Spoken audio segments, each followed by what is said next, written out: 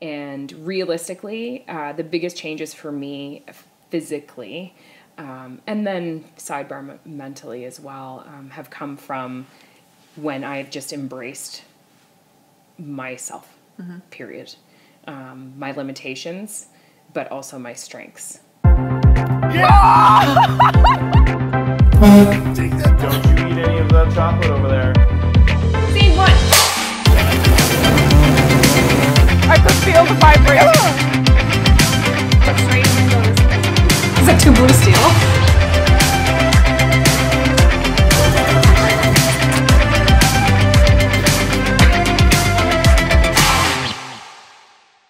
Is this working? Yes. Testing. Yep. No, you're good. Take it if you want to take it. Yeah, I don't know how I'm feeling about, like, because I feel like I'm starting to sweat. Am I putting you in the hot seat? Is that what you're saying? No. I mean, plus you look jacked. Like, if I had arms like that, if I had arms like that, I'd cut the sleeves off everything I own. Everything I own. Winter coats would just be like, What's up? If Did I you see was the warm sky enough, today? if I was warm, that's good. God, you are amazing. If you were warm, what? if I was a warm enough human, I probably would do that. Yeah, I'm always cold too. I'm freezing all of the time, so yeah, all the time, generally speaking. No, you're not super vascular from all that working out. I am crazy. Oh, see, I'm not. I got vascular. no veins at all. I was like this beforehand, though. So, Shannon, your arms are insane. I haven't seen you in a long time. and it's well, I don't wear short sleeves in the winter either, unless I'm at the gym. Well, yeah. Well, see, and I feel like I see you mostly on social media these days because even though we live in the same neighborhood. Yeah, that's true. And you know what's funny? Every time I drive by your house, I'm like, hi, Shannon. See if your van's there, your truck's there, and then keep going, like, ridiculously. I know. Well, that's how I feel. I mean, we discussed that the other day. Just how, you feel like you've been in touch with all these people on social media, and you see them every day, and their kids are growing, or they've tried something new, or they're doing something different, and then you catch up with them, and you're like, wait, when did we do this? It's been a long time. Yeah. That's kind of a funny thing about social media. Is like it's all about connection and keeping us connected, but then is it keeping us from actually being connected because we feel like we're caught up on their life because we see it for people like me who post every day. You know what's happening even though you haven't seen them in person. And you get to comment on it. Yep. So it's not even like, oh, I got to call her about that thing. Right. Because that was really inspirational. Or I really want to ask her about this or him about that. You get to just put a little comment or a like. Yeah. And that's that's connection. Right? It is, but it's not like that human. Not for considering we sat down to have a chat for a half an hour and we're there for 3.5 hours. Yeah, it was needed. And it was great. It was needed. And it's funny because I didn't felt like I was not missing anything. I don't know. Sometimes you're like, I need to get out. I need to go socialize with people. I didn't feel like I was particularly wanting for it, but man, I felt so much better leading the conversation. In general. Yeah. Met through a mutual friend who left us. I was going to say God rest her soul, but that felt too heavy. I'm sorry, Jess, we love you. Because I'm sure you're going to be watching this when we do. Laugh at that. Yeah. It is. So I know roundabout stuff about you, but we've never had a talk about our histories or our life journeys, where we were, where we are now. I know what I've seen on social media for you about your journey through the kids, from running to weightlifting. One of the favorite things I've seen from you was when you had talked about, I think it was when you did that photo shoot, which was amazing. With Johanna? With Johanna. Yeah. Oh my God, that show was amazing. And you had said about how at some point you started exercising, was it after you had a kid, because you have 3 kids. Was it after baby related, or was it just your regular fitness related that you started working out in the first place? I had never gone to a gym. Right. Ever. I did the whole P90X thing in my house just to... No. It's very difficult to self-motivate. Yes. And then a friend of mine, her family actually had gotten together as a family group thing and had done a triathlon together. Just a sprint triathlon. I was like, Jess did a triathlon. Yeah. And so she said, we were talking on a walk one night, and she's like, yeah, we're getting together and doing this triathlon. And I said, do you mind having an adopted family member? Because I would love to do that. That's kind of on the list of things. I love swimming. I love biking. I hate running, but I could suck it up kind of thing. And she said, yeah, for sure. So we all trained together for about 6 months, and then did this sprint triathlon together, which was a lot of fun. And I thought, man, I'm in such good shape right now. If I could do that, I am like killing it. And that was like a 6 month span of training. Yeah. Yeah. And just feeling really good. And then a friend of mine had started CrossFit, and I was just noticing her physique shift. And I was like, what are you doing? She said, I just tried CrossFit. And I said, that's it? Like, you haven't changed anything else? Because it was fairly dramatic. Yeah. And she said, yeah, I started about a couple months ago. And I was like, wow, like... That's a dramatic transformation. It in a was little bit of very time. dramatic, yeah. And she's going 3 times a week, like nothing major, just... Well, I mean, 3 times a week is a pretty healthy commitment, I feel. It is a healthy commitment, but CrossFitters are... That's true. Different breed. We'll get into that. So I went up and gave it a try, thinking, hey, I'm in really good shape right now. And it very quickly humbled me and made me realize that there are areas that I could definitely get stronger in. And what really appealed to me was the aspect of competition on a daily basis. And I don't mean competing with other people, because yes, I do like to compete, but generally speaking, it's with myself to see how much better I can be the next day or the next week or the next month or the next year. Or if I see, you know, a record that I could go for to break, it's not because I want to beat someone else. It's I want to see where I can take it. And CrossFit kind of fit really well into that kind of self-driven, goal-oriented box for me. And, you know, my initial goal was to get a push-up because I could not. We'll come back to that too. And it took me months to get a push-up, and I finally got one, and I thought, oh my gosh, this is it, I've made it. I can do a push-up. Yeah. And then quickly it was, well, now I want to be able to do them in a workout. So that means doing more than one. And so then it was building up to that, and then it was maybe one day I could get a pull-up. And then it was working towards that. And so it was... initially, when I started CrossFit, it was more about like losing weight, shaping up, fitting that image that is out there for all of us women. You know, you have to be fit, you have to be thin, you have to have a certain body percentage fat, that kind of thing. And so that's kind of where that started for me. And very quickly it became about these little daily goals, these daily successes for myself. Did I go faster today? Was I able to complete it today? Because a lot of days that's just it. Those workouts are no joke. Like, they are hard. I've only done it twice on like community days. It was brutal.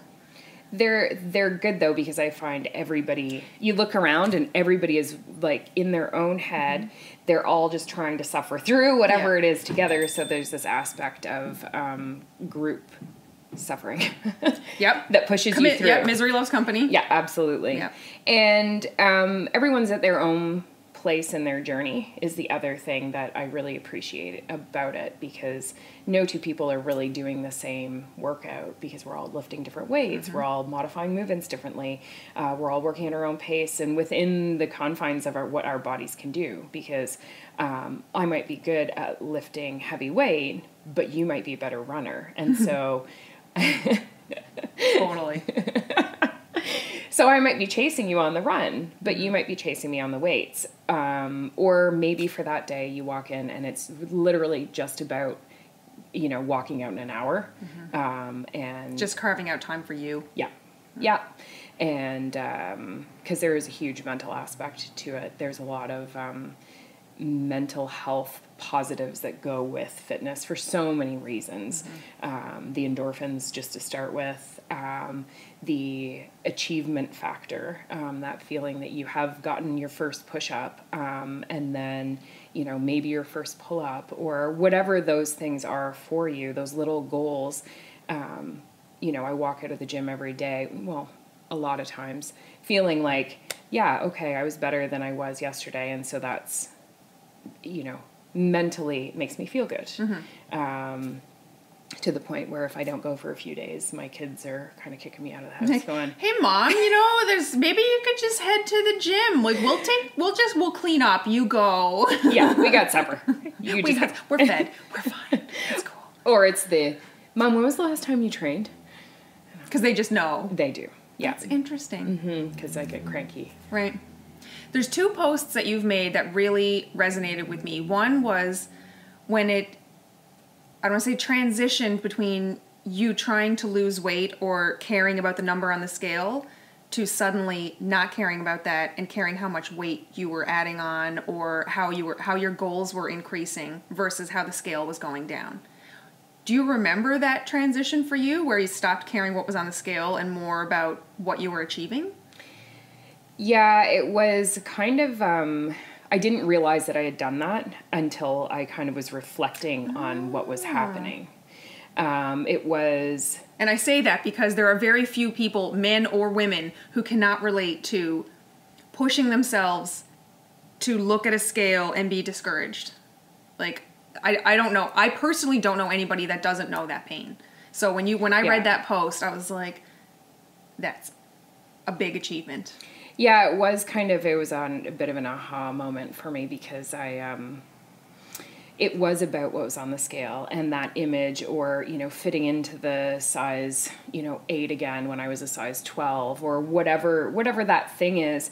It transitioned from being about the shape of my body and how much it weighed, the actual physicalities of it, to what can my body do? Where can I push it?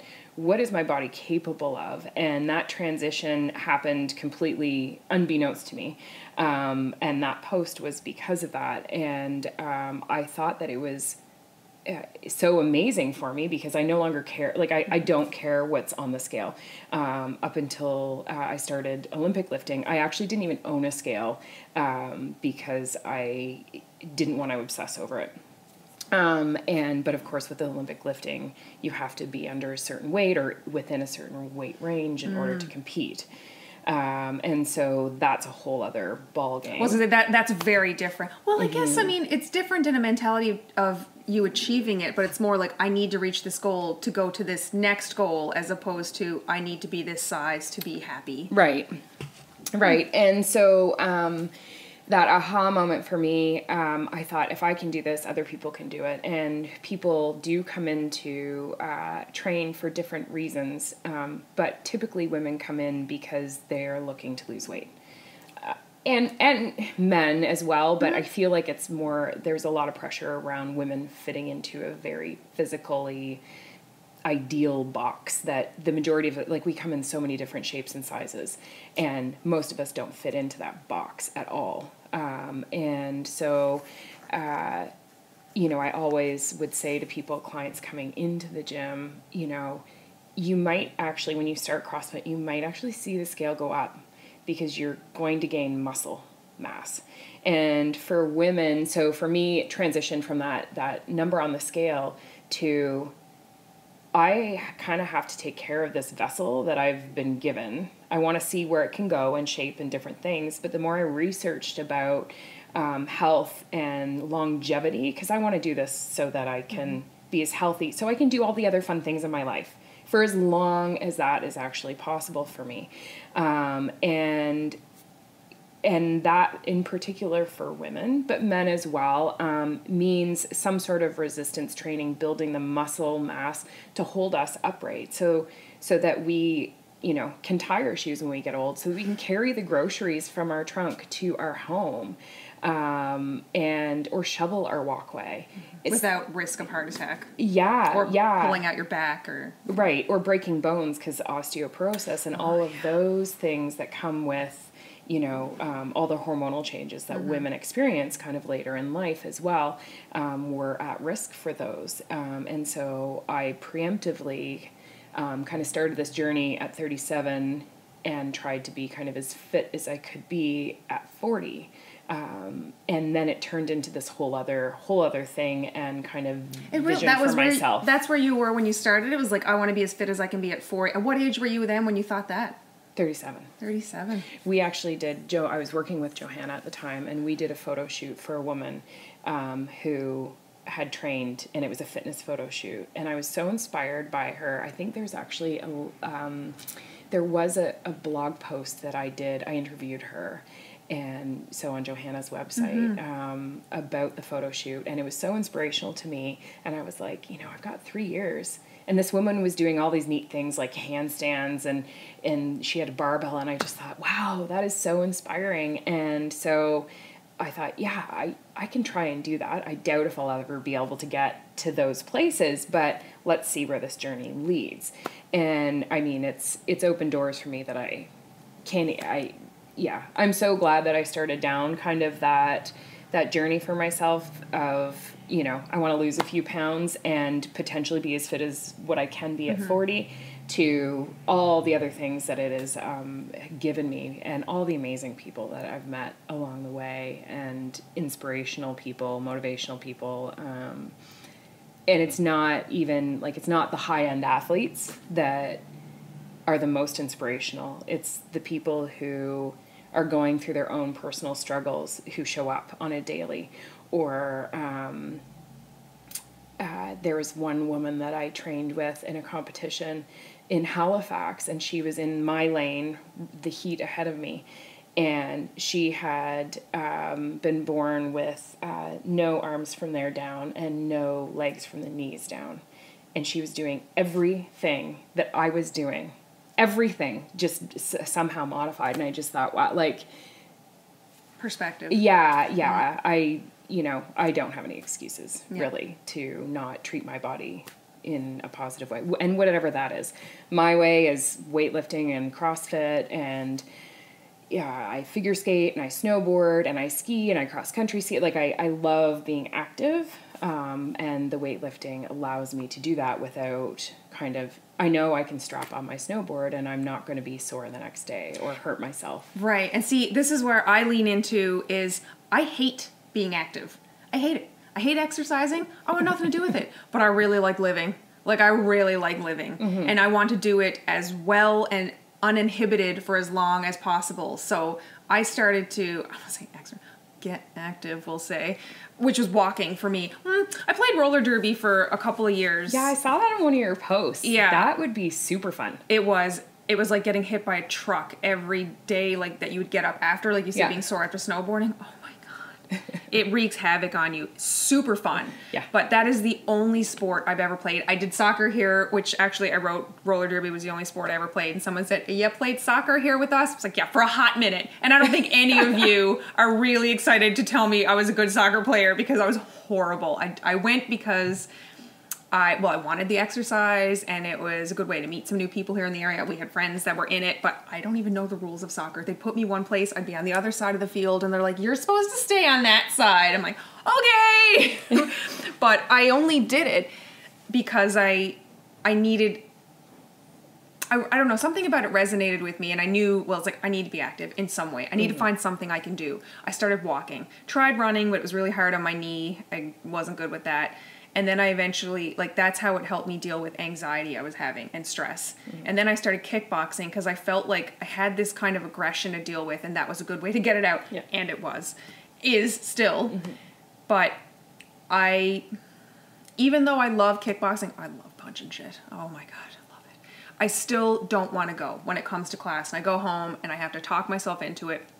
And I try and be really transparent with people with that online, because I know how much people don't want to exercise and they talk themselves out of it. I'm like, listen, I would much rather sit on the couch with that bag of Cheetos, but I really want to be able to live my life as long as possible with as few issues as possible. And that's what keeps me going. I also eat like an asshole, so I have to then balance that out. Well, That's I was actually going to add that factor in. I love food. All of it. I remember running into you at Sobeys one time. I can't remember what the context was, but I think we were maybe talking about I gained a little weight or a little bit. And you said something about, I just found this bowl of pasta, and you're like, no, no, no, no, no. And it was just like in the middle of Sobeys, you just made this motion about eating the entire bowl of pasta, and I was like, Yeah. I get it, Shannon.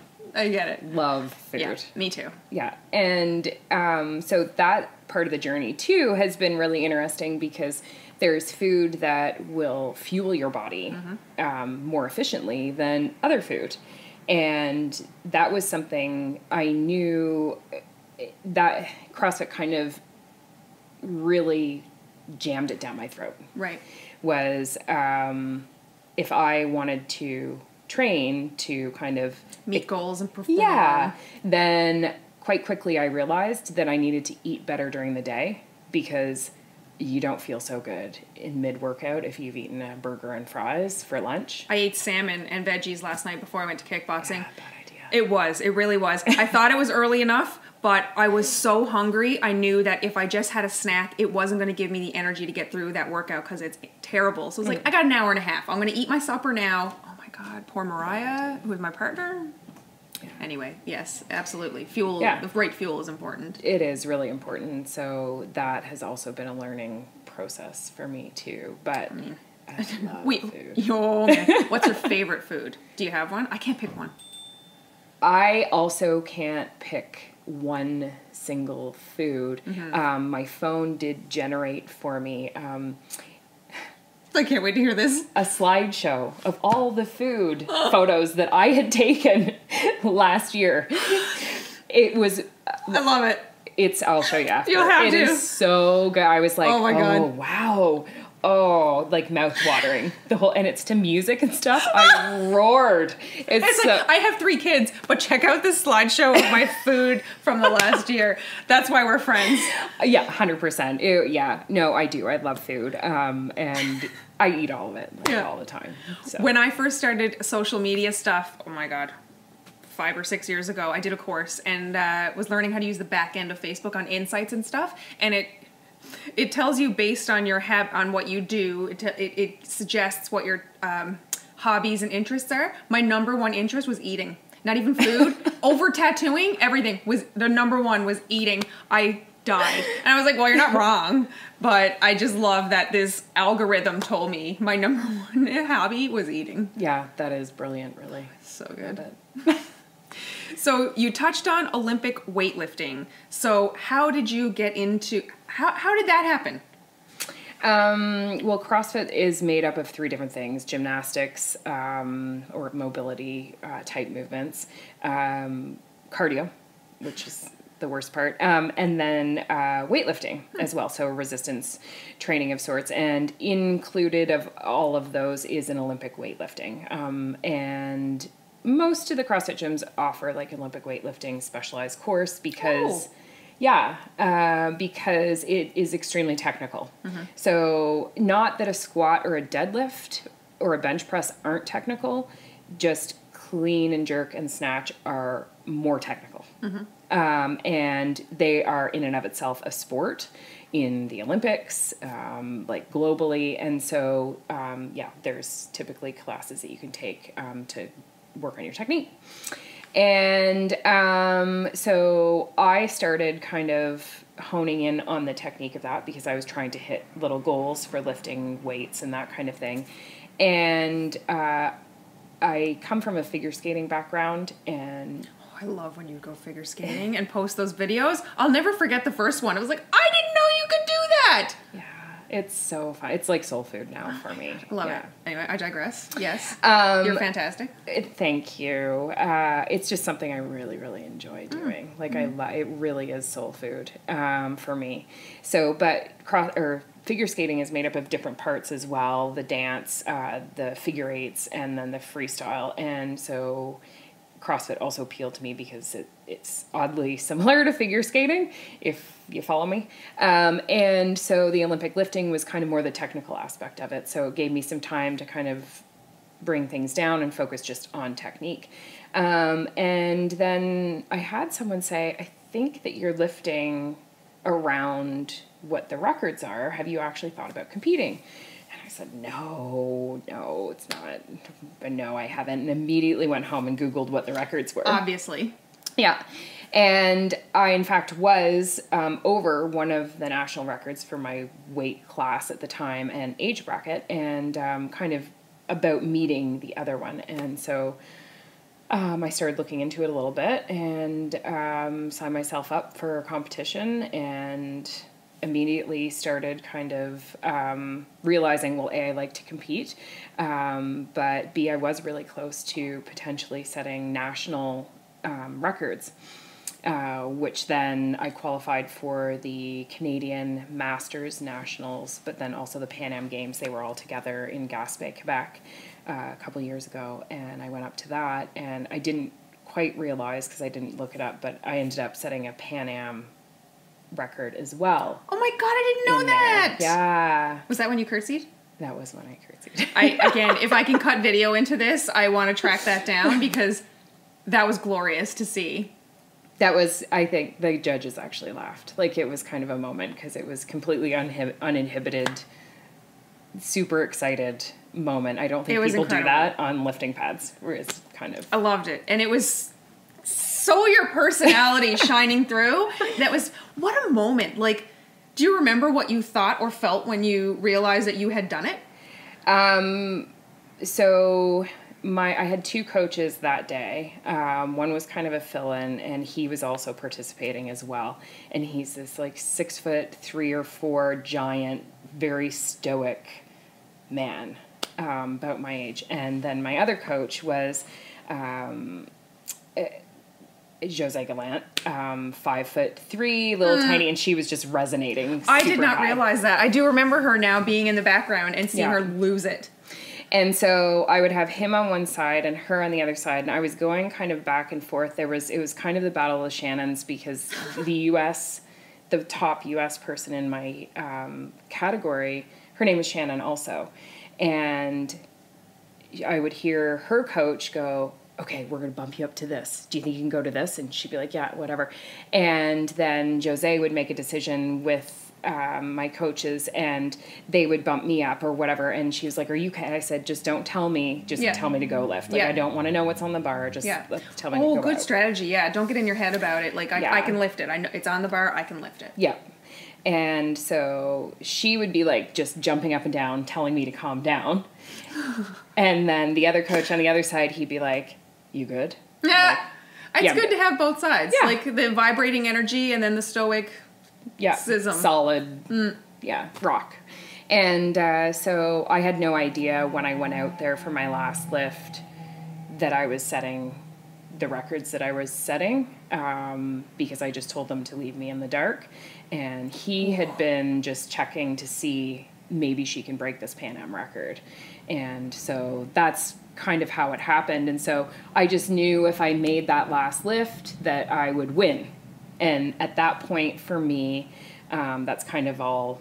At that point, that's what you're there for. Yeah, I've been going back and forth with this other Shannon, and that's so funny. Yeah, and so I knew if I made that I had beat her, and so I was super pumped about that. And as I turned to kind of come off, they were telling me that I had set these records, and that one of them was a Pan Am record, and I had no idea. I got goosebumps so frigging hard right now. I can't even imagine what that would feel like. Because it'll never happen for me. Unless there's some form of eating record, which I'm sure I could get, but I can't even imagine. Yeah, I was pretty pumped. It was really exciting. And then the next year they changed all the weight categories. They restructured. And so there will be no one to ever beat that record, because the class no longer exists. Wow. So my name's kind of. Is that going to go on your tombstone eventually as your memorial? I mean, it will go on mine. Probably not. Oh my God, no way. No, it's just kind of one of those things. And my parents had driven up from Ontario, and my mom just kept saying to me, I can't believe you're doing this.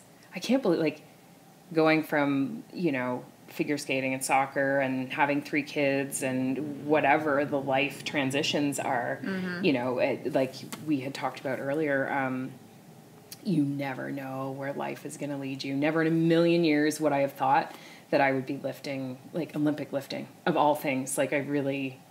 So yeah, if you had to go back to high school Shannon, where was high school Shannon going to do? Where were you going in life? What was your goal? We really want to go down that road. I really do. High school. I did play. I played competitive soccer, and I mean, it was like competitive soccer, university, and then professional, probably. What'd you go to university for, or what were you thinking you were going to go for? Well, I went to Western for a year for business, and then dropped out because it just was not. Totally get it. Yeah, yeah, not a thing. And then I didn't know anything. I realized that adulting was a crapshoot. Yeah, I was like, not really what it's cut out for. No, and so I went out west to find myself, right? Like so many of us 90s kids did, in the mountains, and lived there for a few years and met a ton of people from the East Coast. And I was doing really well working out there, managing and different things. And I thought, I need to go back and finish my degree because I did want to do that. I knew that was always in the cards. And I ended up applying to Memorial and drove myself, my little Honda Civic, across the country. Oh, is that your tie to Newfoundland? Mm-hmm. Oh, okay. Yeah, and started at Memorial like 3 days before 9/11. Oh, yeah. Yeah. So when 9/11 happened, I was on a bus going to a lab in just outside of St. John's, and I could hear it on the radio of this big yellow school bus with all these 19-year-olds, 18-year-olds, and I'm 23 or 24, thinking I'm so much older than them. It feels that way, yes. It does. And thinking, oh my gosh, the world is shutting down. I'm never going to see my family again because I'm stuck on a rock in the North Atlantic. And they've shut all flights down and all pathways to get off this island. And I don't know anybody here. So that was kind of my land on the rock. But and now look at you. Olympic weightlifter, blazing a trail in financials. Yeah. And now let's try and regroup here. So, since I've known you, well, you were the co-owner of a successful CrossFit gym in rural Nova Scotia. You worked with a photographer, doing photography and editing. What else have you done? I feel like there's another job in there I'm missing. I did work for VON scheduling. That's right. Yes, Yeah. That's what you did before where you are now. Yeah. So in the financial industry, working on financial health and fitness for people. That's right. Yeah. That's a really good way to look at it. Actually, that's a really good marketing ad. If you ever go, if that institution, as we discussed, will open up its practices for marketing. Yeah. Financial health and freedom. I love that. Yeah. Yeah, it's really basically the same thing. Yeah. Did you finish at MUN? I did. Yeah. Not in any kind of time frame that I would recommend. I had 3 babies in the duration. And did you? Is that? Oh, yeah. Yeah. So when we moved down to Sherbrooke, Nova Scotia, I continued doing my whole degree distance, and it did take me almost a full decade to finish. It was 2010 when I... Life happens. Yeah. Life simulated. Yeah. There was no, high school, university, marriage, career, marriage, children, mine went... And see, you know what's funny? All different ways. Mine did go. I went to high school. I went to university. I got married. I didn't have the kids. And then it just went straight down the shitter from there. Well, maybe that's a little harsh. But yeah, I think that's probably a little harsh. It felt like it at the time. It was because then I was in my late 20s starting again. And it was like, was I tattooing then? Yes, I was. I started tattooing then. So I was newly single. I was starting a new career. And yeah, if I had to look at, I said this before on another talk I did, but if high school Alicia had to know that I would be divorced and a triple business owner, I just never would have believed it. Or have any sort of platform like this, never. Someone once told me, if you were told where you're going to end up, you would never have the means or know how to get there. Interesting.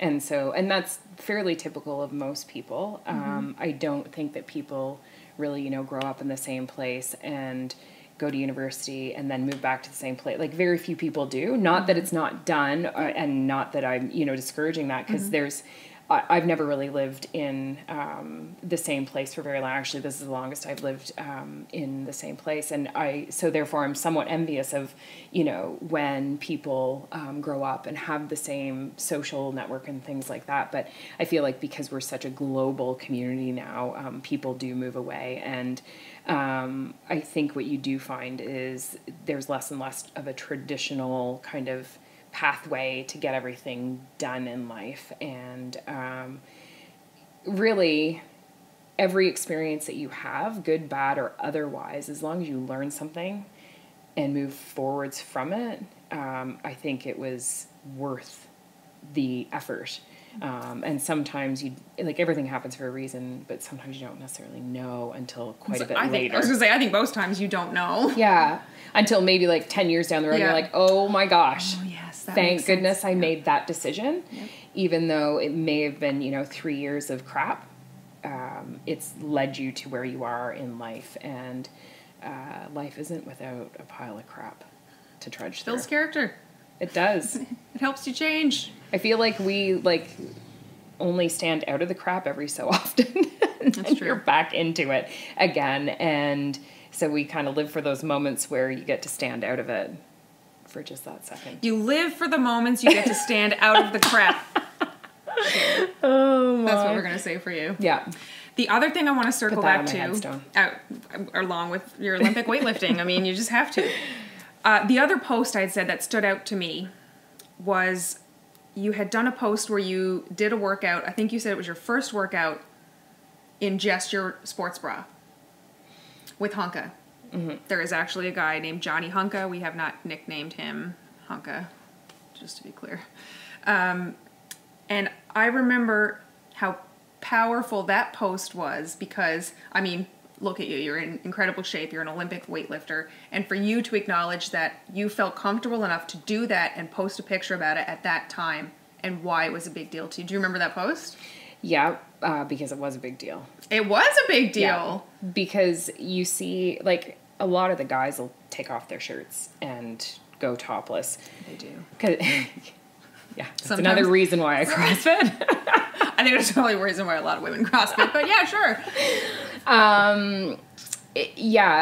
But men, I feel like they don't have as much issue taking off their shirt. They're literally in the workouts, you just get so hot that you take it off. But women are a lot more self-conscious about things, and it was typically the younger women who were taking their shirts off. And I've had 3 kids, and that doesn't come without stretch marks. I've got 3 C-section scars. And so there is, we all have our parts that we're self-conscious about. And so taking off my shirt in a workout, and I've kept my shirt on and suffered sweating, dying in heat because I wanted to take it off, but I didn't have the balls to take it off. And it's ironic you use balls. I know. I was thinking that as soon as I said it, really. Yeah, that's good. And so this one day I was just like, fuck it. And I took it off, and it is so much cooler training with no shirt on. I was actually pissed in that moment. That's how I remember this, because I was so pissed off at myself for not ever taking my shirt off before and making myself suffer through the heat and the sweat and the smothering of working out without, all these high men intensity around, working. Yeah. Well, all these men around me have their shirts off and are, not that they're not suffering or anything like that, but it's so much cooler. Mm-hmm. It's so much cooler. Yeah. And realistically, nobody cares. We're all doing it. You care. Yeah. That's it. It's in all your head. Yeah. Yeah. So that's an interesting thing, because I know being fit doesn't necessarily mean you're without, oh my God, what's the word? Not self-confident. Self-criticism, really. Mm-hmm. So is that something you still wrestle with today, self-confidence issues in your physique or how you look? Because then I wonder, I heard, as we spoke, Jose, she did a talk at the Women's Social Network, and she talked about how she has been called everything under the sun. Yeah. and like challenging what traditional femininity is supposed to be. And what I mean by called her the sun, like she's quite a muscular woman because she is also a Olympic lifter, and she has very broad shoulders. She's very muscular. She's been called that she is a man, wears her penis, things like that. Have you had those instances of people hating on you because of the physique you have? Not necessarily as that overt. Like Jose was on the national seniors platform and won the Canadian Nationals several years ago. She is very active in social media and is, I would say, like an influencer, really. Yeah, 100%. And so because of that, she puts herself out there a little bit more than what I would. And so she does get more of those overt comments. I have had, like friends' husbands say, well, I don't find that attractive. Like if my wife were to, that kind of thing. So it's more of an indirect type thing. For me, it was a bit of a progression to be comfortable with my body. I think taking off the shirt was a big thing, because I realized very quickly, like, oh my gosh, it's so much cooler. Why didn't I do this before? Why was I in my head Game over on. this? This is stupid. Yeah. Never going back. Yeah, like if I'm hot, the shirt's going to come off.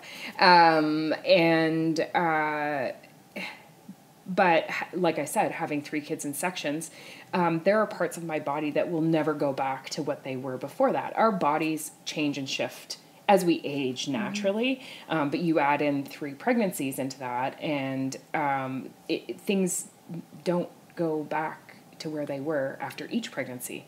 So I had to kind of shift my thinking on it and be like kind of like how I shifted my thought process about the scale versus what my body can do. It was the same kind of thing. Well, my body's never going to go back to what it was. I'm shifting it and creating a new body for myself. And there are reminders and kind of war wounds of, or trophies really, of what my body did do. So that's neat. War wounds and trophies. I like that. Right? Like I had 3 babies and breastfed them. So I essentially carried the kids I carried other humans for... You made those. You grew those. Yeah. From scratch. Like 9 months each. What's that? 27 months. That's like you're asking the wrong person. To 30 months of my life, I carried around another human. And then I fed them for like years on top of that, each one of them at least a year kind of thing. And so that's my war wounds, and that's my trophy of the ability that now I've got these 3 great humans. And so thank you, body, for that. So it was about kind of shifting around the dialogue in my own head about, oh, well, there are stretch marks there, or that's kind of sagging there, or whatever the thing is that I was not happy. And I will never be able to change it. But that's okay, because I've got 3 amazing people that... And they are. Yeah. And how old are your kids now? 14, 16, and 18. Oh my God. Yeah. So... but having said that, that was kind of sidebar to the whole femininity and everything. I know for me, people make assumptions based on my physique as well. For me, it's, again, about what my body can do, because our bodies are amazing. And so, like, I'll look at, for instance, someone who is a yogi and super crazy flexible. And some of the things, like Jen Collins, she had owned Yoga East before they had to close down. Okay. And she's a massage therapist in town. Sometimes her posts are, like, crazy, and she's hyper flexible. I'm like, wow, it's amazing that the human body can do that. And That's what I think every time someone has a baby. It's like, it's amazing the human body can do that. Yeah, like it's truly amazing what we can do. But your body's going to change physical shape is going to change based on whatever activity you do, right? Like you can line a bunch of people up and go, oh, they're soccer players, oh, they're swimmers, they're Olympic weightlifters, they're whatever the thing, like, you know, long distance runners, everybody. Well, there's an image in your head for every one of those. And there was another picture you had posted. I feel like I'm stalking your social media, but you're a friend of mine and I'm interested and I like following your journey. I mean, that's what I love about social media is when you get to share in people's lives and find out things you didn't know. You had posted a picture of you as a runner. What a different physique you had. And I think you had just, maybe it was the triathlon. But I think it was. Yeah. And it was like, I mean, you were in good shape, but I mean, not like you are now. Very different. Yeah. Very, very, very different physique. Because you're using different muscles, you're doing different things, you're practicing different things with your body, and our bodies are amazing. And so, but with all the different body types and shapes and things, people can find the negative in all of that. And not everybody is attracted to a female who does have more muscle, but it doesn't mean that you get to comment and, you know, make the negative comments and that sort of thing. It's a different kind of shaming. I mean, we hear about like fat shaming, for instance, and you know, how negative that is and the impact that it has on people. Well, so does it make it right that you get to fit shame then as well? Because it does impact people when they're trying, you have no idea what their journey is, right? And where they're going with it. And so it's an interesting topic. Can you be fit and feminine? 100%. Do you feel less feminine since you've been weightlifting or are less classically like, I don't know if I consider myself a very feminine person. Oh, I would say you're completely feminine. I mean, yeah, I guess, yeah. Yeah. But then I guess it's like, well, what are the features or criteria of being feminine? Well, and that's like, I know you're opening Pandora's box. Oh yeah, that we should do a whole show just on that, and maybe I will, because I think I might go back to that. And it goes back to like what I said about, you know, there's a physique for a long distance runner. There's a physique for like, you know, and it does put an image in your head. A gymnast, all of the different things that.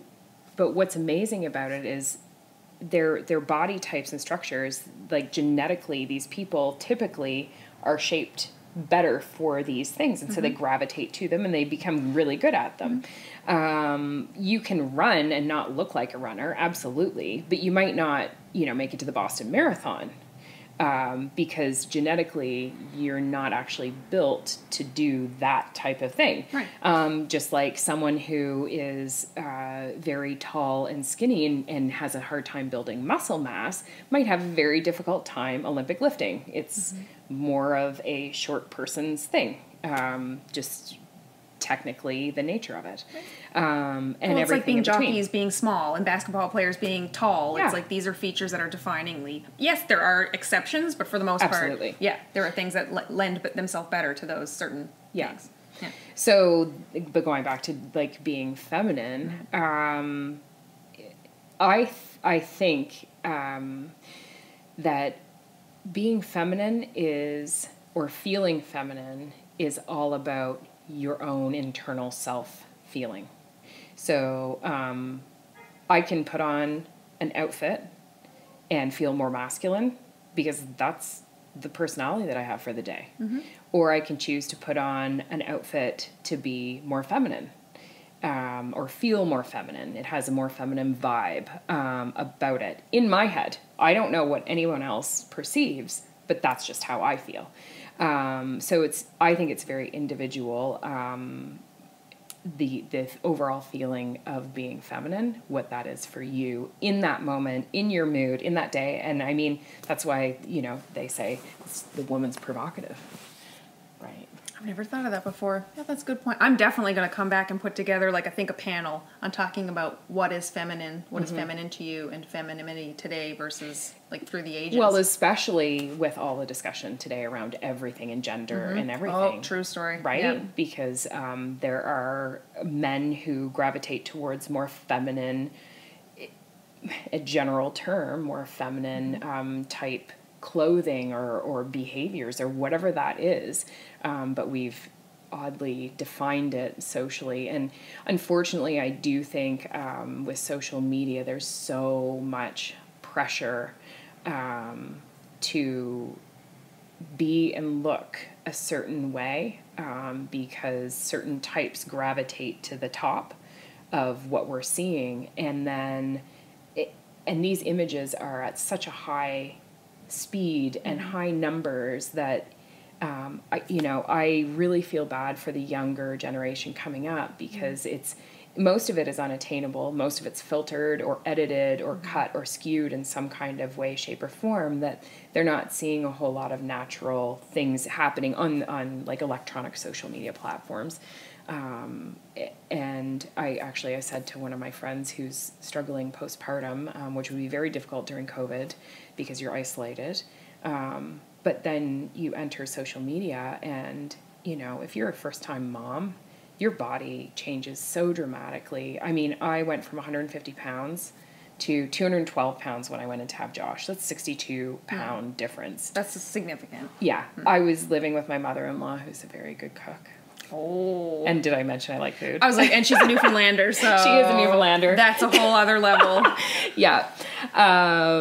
Homemade bread and dessert with every meal and meat and potatoes. Like it was,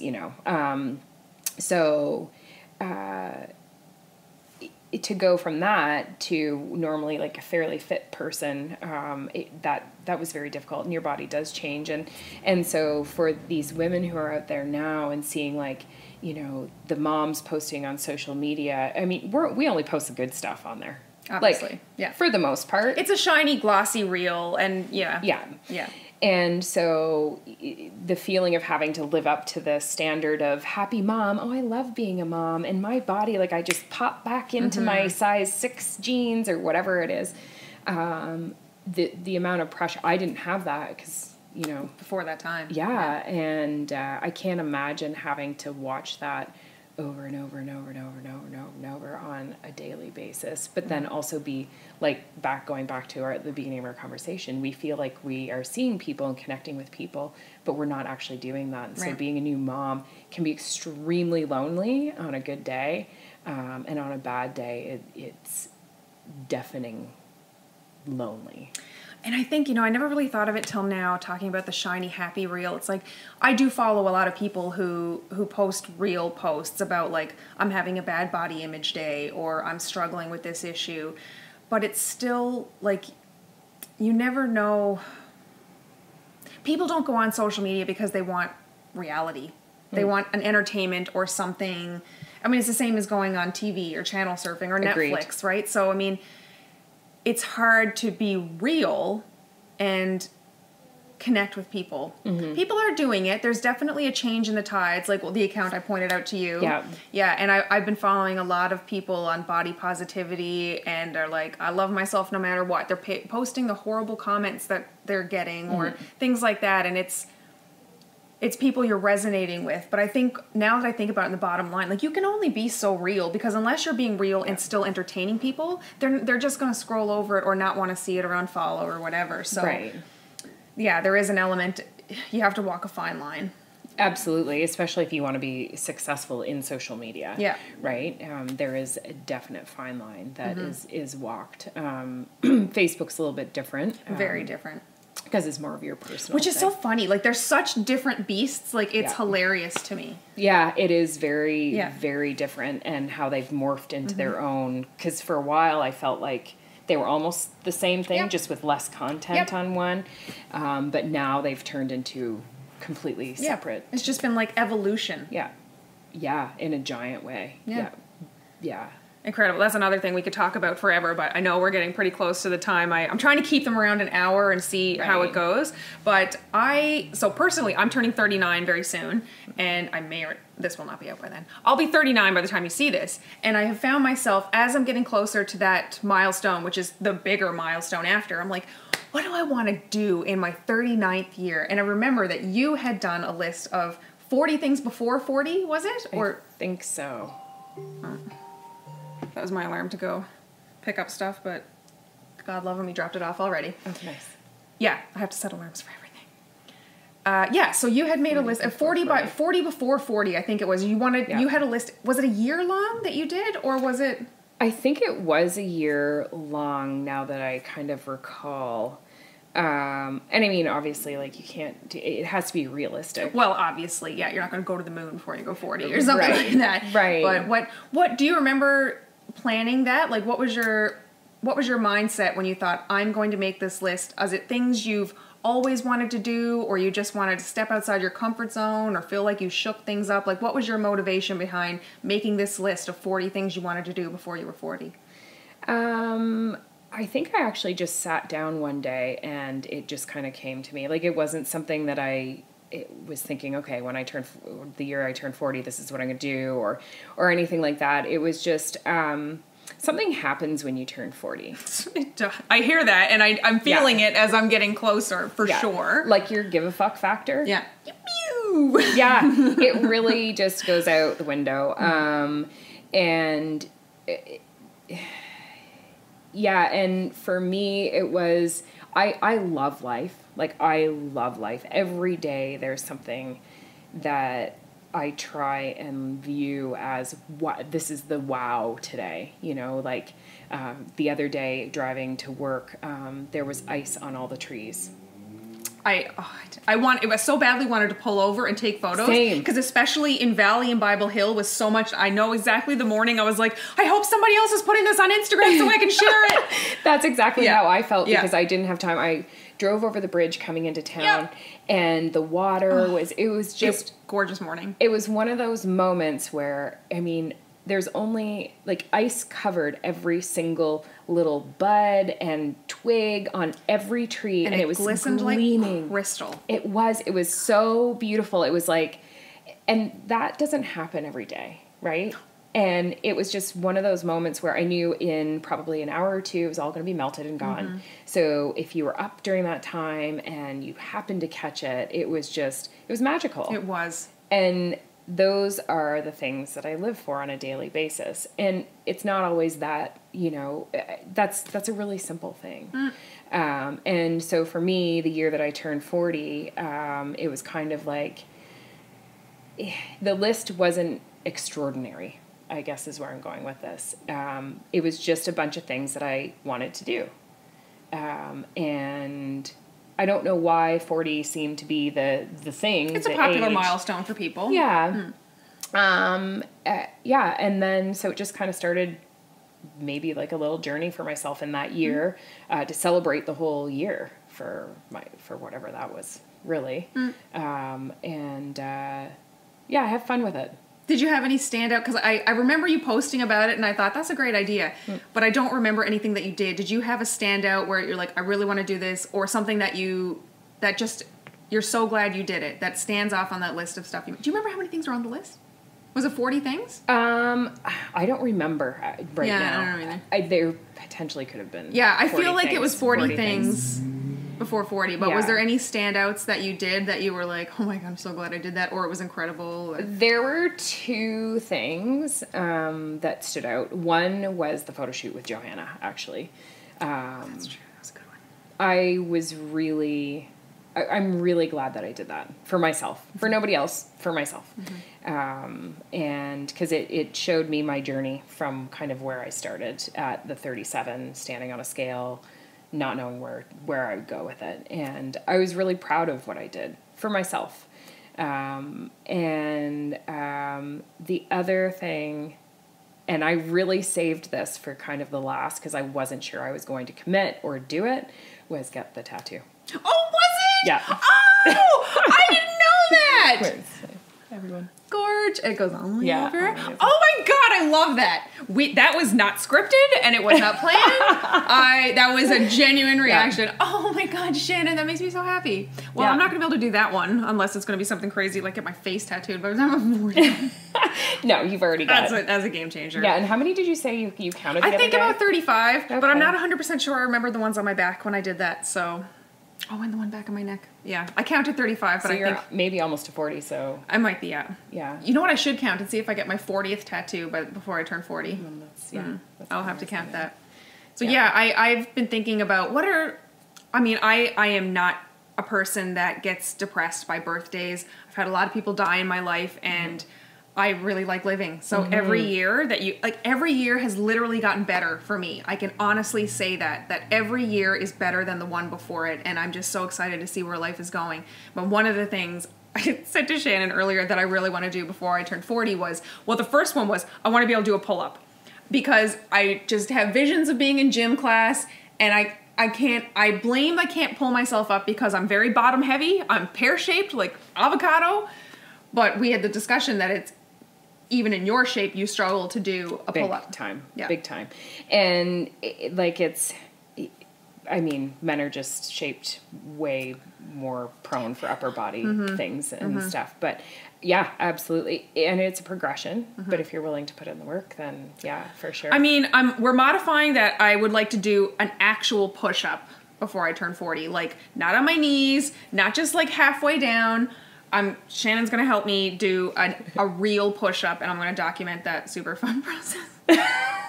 I hate it. I hate it so much, but it's like one of those funny little goals. It's like crow pose. That's another thing I'm going to do before I turn 40 in yoga. I can't do it. I've been trying for years, but I just can't get there. So maybe building the strength to do push-ups will help me be able to do crow pose. Yeah, for the upper body strength. Yeah. I'm still drafting the list, and they're not all physical, but I've been pretty lucky. I've done a lot of traveling. Yeah. There's, I don't know what's on the list, but I was definitely inspired by what you did. Thanks. Yeah, no, I really appreciate that. There are so many people who have inspired me along the way, and if I can inspire one or two people, it's well, that's how I nice feel. Like, I don't want to say this is narcissistic, because it's really not. To me, I feel like I've ended up so far from where I thought I would ever be, and I was such a negative person, poor self-body image, and like to be in a position where people ever tell me that I love seeing what you post, I love what you talk about, I love what you do. It's like, I don't care if 5 people see this and it makes them feel better or encourages them to go after something they didn't want to. That it's spreading the sharing and spreading the positivity, because it can be really contagious, and I do enjoy that as well. That's part of the reason why I like to coach too, is if I can help someone be a little bit better tomorrow or today than what they were yesterday. Or make them do, like, help them do something they never thought they'd be able to do, like a snatch or a pull-up or a push-up. Anything. Or walk into the gym. Yeah. And just complete a workout. Like, any of those things. Especially during a time right now where I do feel that, because we put ourselves out there, the ability to take an image or recording of us currently in an instant and post it out there for everyone to criticize, critique, all of those things. I mean, I didn't grow up in a time where that was possible. And thank God. Yeah, it's not There's fun. so many things where I'm like, ooh, thank God that wasn't recorded. Yeah. The cage at Chevy's, I'm pretty sure everybody says that. But anyway. Yeah, and so I feel like people in general are going to have a bit of a thicker skin, and maybe that's, the reasoning for all of this. I just hope that our youth don't get too caught up in it, because it's beauty is 100% in the eye of the beholder. 100%. 100%. Yeah. And realistically, the biggest changes for me physically, and then sidebar mentally as well, have come from when I've just embraced myself, period. My limitations, but also my strengths, and kind of worked within the limitations and pushed the boundaries of my strengths. And I think that if you can do that for yourself, we're given one body and one life that I know of. Yeah. I don't remember any other lives. Whole other topic. Yeah. Yeah. And so why wouldn't you want to be able to live it to the best that you can? And whatever that is. I mean, everybody's different, which is the beauty of it. Yep. And that's what makes the world go round. And so whatever the thing is that makes you tick, jump on it. Go after it. Yeah. Find that passion. Absolutely. It's on the that you're not everyone's cup of tea kind of strain. Someone said to me the other day after I got some negative comments, is like, you could be the brightest peach in the world. There's always someone out there that doesn't like peaches. And Absolutely. I was like, that's so true. It doesn't matter. Like, you're never going to please everyone, so don't try. Yeah. Yeah, absolutely. be good to yourself, and that's good. I got some rapid fire questions I want to give you. All right, you ready? Yeah. What did you have for breakfast? Turkey bacon and eggs and spinach. So specific. The last person I asked that to, he walked me through his whole process about how he cooked, what he was doing, and like, it was hilarious. Do you normally eat a breakfast like that? Nope. No? There's just a special this morning? Yep. I love it. What's your favorite snack? I swear these are not all food related. Oh, dear. My favorite snack? Anything baked. Anything baked. What just crossed over? Were you thinking about something specific when you said that? My slideshow of food. I can't wait to see that. Oh my God, I can't wait to see that. If you could work out with anybody in the world, dead or alive, who would it be? That's a bit loaded. That is a little bit loaded. I would... Oh, there are a couple of people that I would really like to train with. And that counts follow. too, yeah. Yeah. Dwayne The Rock Johnson. Tell me you don't want to work out with that man. Yeah, okay. Right? I mean, not to put words in your mouth, but that's the first person I think of. It would be really amazing to watch him work out. Yes, it would. Yes, it would. There are several Icelandic CrossFitters that I would love to train with. They're female. Oh, is that you? It must be because it's not me. Do you need it? No. Okay. And they're CrossFit, like, and they train together, and they look so, they're a tight-knit group of people, and they look to be lovely humans. There are also a couple of, top-end CrossFit athletes that I would love to train with, just to, because I learn from watching people, like different efficiencies, where they push, where they, struggle and that kind of thing. So, yeah, anyways. Interesting. Mm-hmm. I like the Icelandic part of well, it. and I kind of want to just go to Iceland. Well, so right? really. Ever since I've seen that Zac Efron show on Netflix where they bake bread in the ground, did you happen to watch that? I did see that. God, that show was surprisingly good, but I don't want to get off a tangent about that because that's where it's going. If you could give a piece of advice to your younger self, what would it be? Stop caring what people think. Stop giving out fucks for free. That's a different piece of advice. Still very good to your younger self. And I want to clarify. Let's do that. That's not a sexual thing. Just stop giving so much of yourself to people who are just stealing it from you, really. Because I think that was part of the turning 40. That was such a great transition for me. It was like a switch went off, and it was like, why am I doing this for myself? I know it's a milestone to turn 40, and I'm not looking forward to saying, I'm 40! But at the same time, like, I don't fear it as much as I think I thought I would at a younger age, or how I've seen people who really just don't want to acknowledge or deal with it. I'm like, man, I want all the years I can get. All the years. And the life experience that comes with it. Like, that's what I'm really appreciating now, is like all of the experiences, all the days that I've lived, all of the stories that I have, all of the friends that I've made, all the food I've eaten. So true. All of it. And, all the hugs that I've had from people, all of the handshakes, all of the kilometers I've walked or mountains I've skied, all of those things, when you're younger, you appreciate it in the moment, but you don't, like, I look back and I've had a great life, like a really full, great life. And I know some amazing people, like just outstandingly amazing and incredible people. And I feel so very fortunate to be able to say that and then still be able to continue forward with all of it. That's how I feel, and that is why I'm doing this, because I want to share amazing people like you with the world who may not have heard of you yet and should. Thank you. I really appreciate that. This has been amazing. Oh, I love it. Thank you. Thank you very much. Thanks for watching. Be sure to subscribe and share with a friend. Tune in next week for counselor and social worker Brian Schrock.